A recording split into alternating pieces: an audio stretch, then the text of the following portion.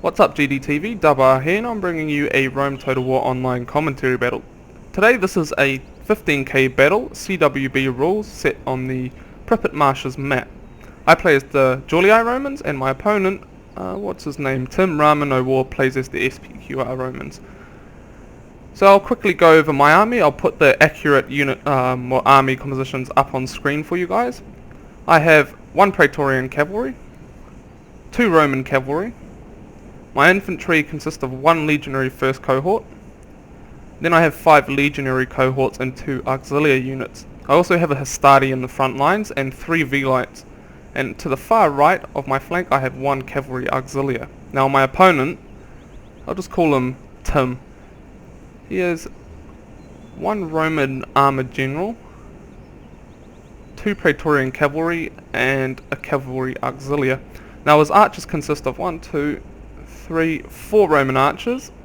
His infantry is a legionary first cohort and 4 legionary cohorts and 2 auxiliary units.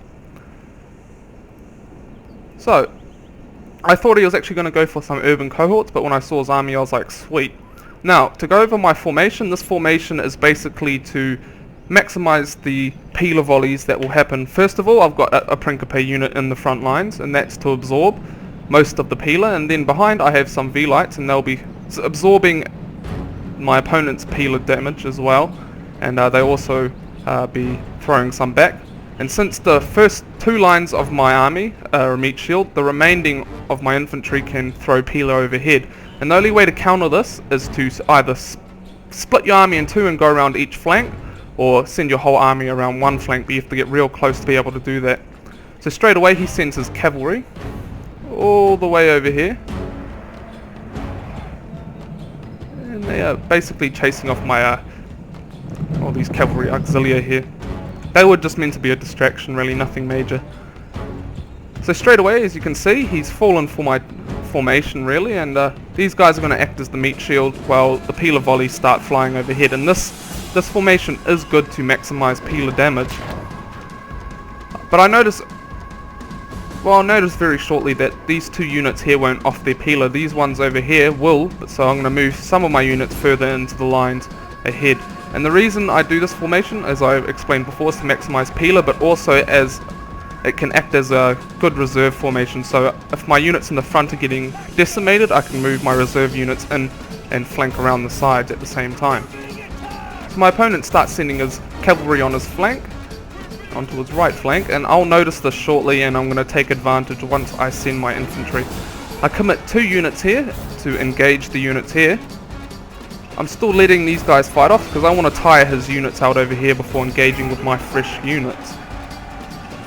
So now the infantry has been engaged. I'll start moving some of my reserves from the rear over to my left flank, because I noticed the cavalry here. So I've already got an auxiliary unit moving in, and this is to basically screen and shield from this Praetorian cav. He goes in for a hammer and anvil strike, and that's when I move in, and that's when I'm going to start sending in my cav to surround him. So I pull off a quick charge, and I notice his other cavalry unit coming out, so I'm going to pull in my other cavalry unit and focus my general on that unit at the same time. So I'm going to do a double envelopment basically and try to destroy his unit. And I'll shortly send over my other legionary cohort to aid in this. So I'm going to go for a rear charge on this unit here, and I'm going to put my men into secondary weapon mode so they pull out their swords to maximize their damage.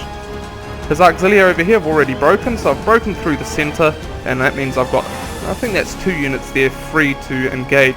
So I noticed the cavalry battle is going hard, and he's also got his other cavalry units to my rear, so I'm going to reinforce with this legionary cohort. I've got a route, so that's good, and I'll start pulling my cavalry out, and I'm going to use my general to pull off hammer and anvils very shortly. The thing you want to avoid is to basically watch out what your opponent is doing. The way I'm playing here is I'm playing like chess. I wait for my opponent to make a move, and then I'll try counter. So I've already got another reserve unit, and that's my another auxiliary, because they're very handy to take on cavalry. And the engagement here is going pretty hard. Heavy infantry against cavalry. If the cavalry don't get the charge in, then the infantry are going to rip up.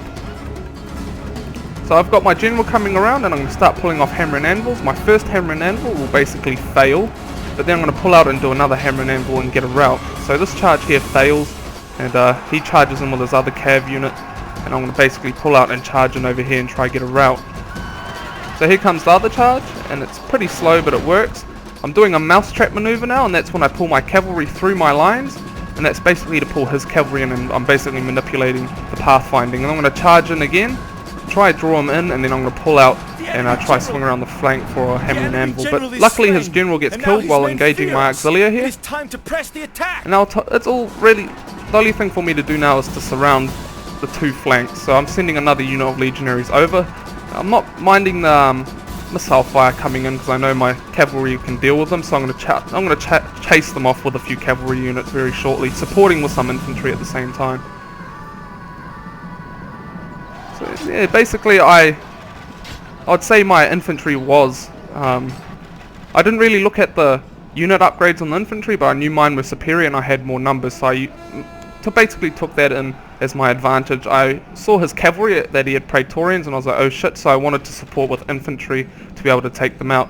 I knew my opponent would have archers, so that's why I basically didn't buy any. I used meat shield basically to absorb all the missile fire until the later stages of the battle. So all I have to do now is just charge in and take out the remaining missile units that are still currently on the battlefield. Some are taking peelers to the face.